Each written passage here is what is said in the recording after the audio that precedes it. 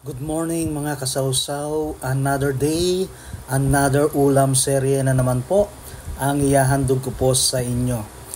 For today's video ay magluluto po tayo ng masarap na pork picadillo or yung tinatawag na ginisang giniling na baboy. Tara, samahan niyo po ako at magluto po tayo ng pork picadillo. Ito po ang sumusunod na mga ingredients. Meron po tayong bawang at sibuyas. Meron din po tayong kamatis. Siyempre, meron din po tayong lara o red bell pepper. Pwede rin po kayong gumamit ng green bell pepper. Meron tayong gisantes or green peas. At syempre hindi mawawala dyan ang ating patatas at carrots. Syempre ang ating giniling na baboy. Yan sa isang kawali po ay magigisa lang po tayo ng bawang at sibuyas. Ayan, lulutuin lang po natin yan ng very light. At gagawin po nating translucent ang ating sibuyas at konting brown naman po sa ating bawang.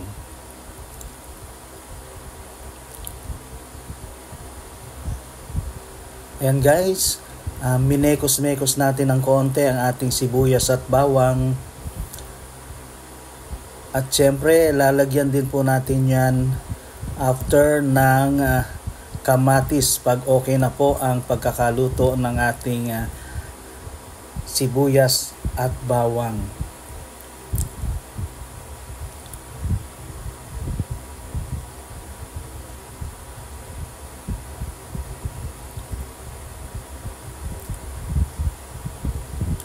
Simple nga po tayo lang po ito. Marami lang ingredients pero madali pong lutuin. Ayan po, nilagay na po natin ang ating kamatis. At hiniwa lang po natin yan ng maliliit at kailangan po natin kasi madurog yan or maluto ng maigi. Ayan.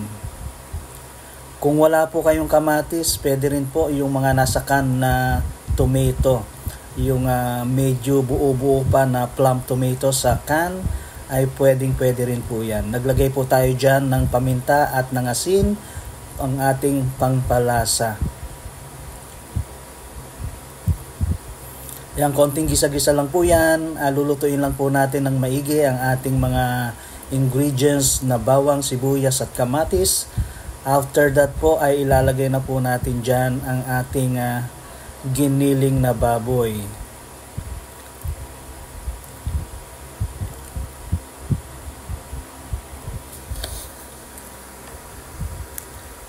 Kung umabot po kayo sa video ito, paki-follow and share na lang po ang aking profile page at paki-comment na lang po kung taga saan po kayo para alam ko po kung saan nakakarating po ang aking mga nilulutong ulam serye. Kung meron din po kayong mga requests na ulam na gusto nyong ipaluto o gusto nyo pong malaman, ay ipakalagay na lang po sa comment at gagawan po natin ng paraan yan para mailuto po para sa inyo. Ayan, okay na po yan. Medyo gisado na po ang ating mga ingredients. Ilalagay na po natin dyan ang ating giniling na baboy. Ayan, pwede rin po kayong gumamit ng giniling na baka. Ayan. Kasi mostly sa ibang bansa po ay bawal po ang karning mga baboy, lalong-lalo na po sa Middle East.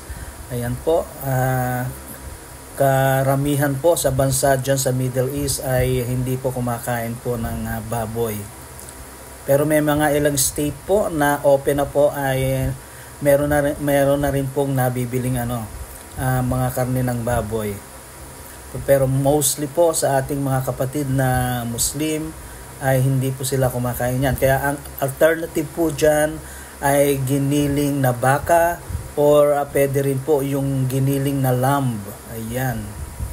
Pwede rin po yun sa ating picadillo.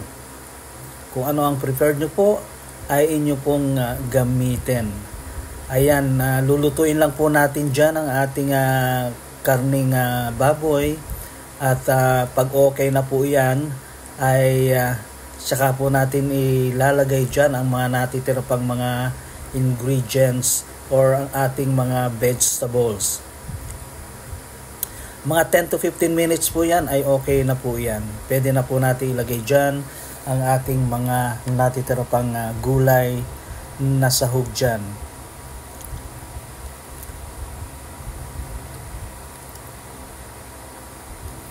Ayan guys, tinitignan po natin kung okay na ang ating karne. Ayan. Pag medyo brown na po yan ay okay na po yan. So naglagay po tayo dyan ng ating Knorr cubes. 4 Knorr cubes po ang ating ginamit dyan. Panpa-enhance po ng lasa ng ating putahe for today. Ayan. Hindi po kasi ako gumagamit ng betchin or nung magic sarap.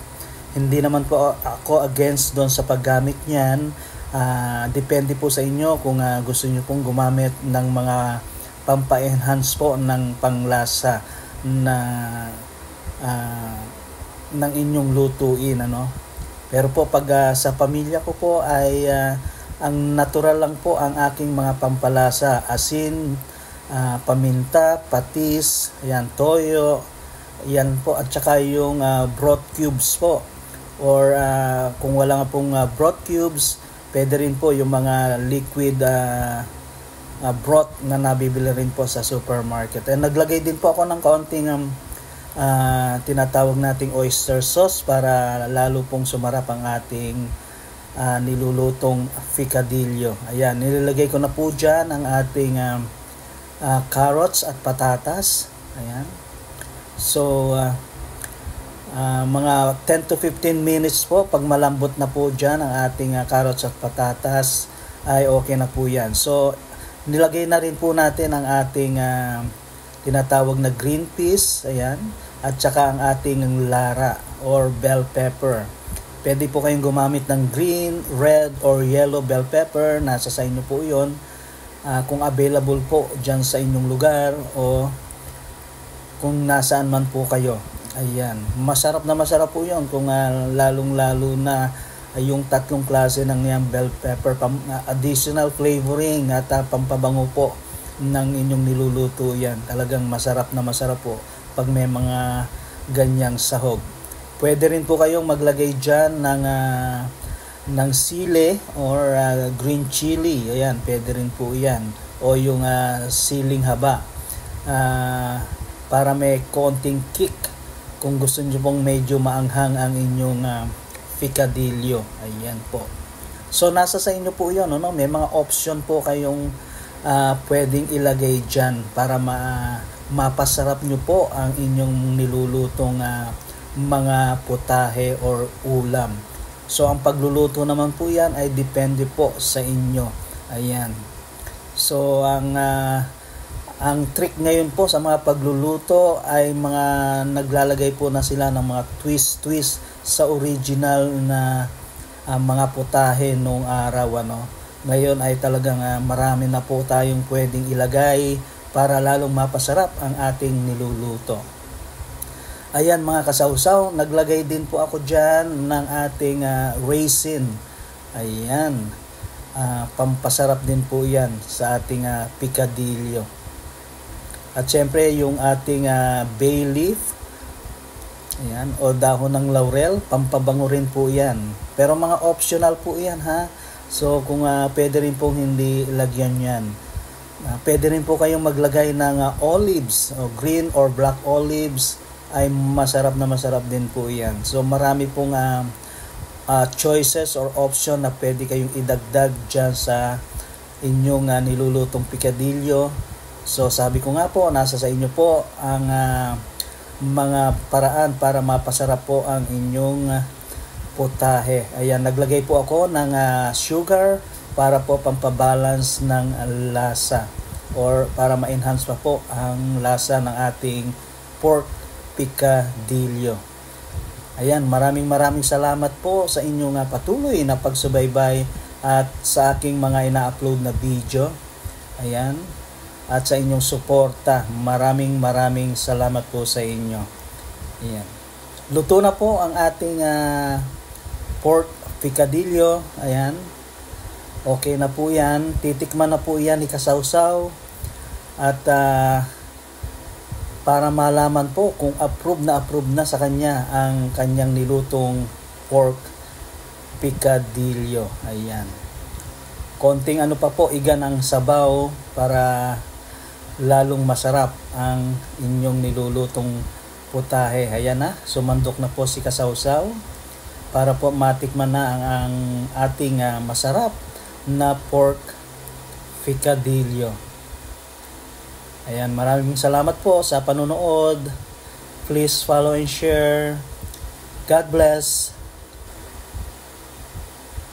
Ayan na mga Kasawsaw, titikman na po ni Kasawsaw ang kanyang nilutong pork picadillo.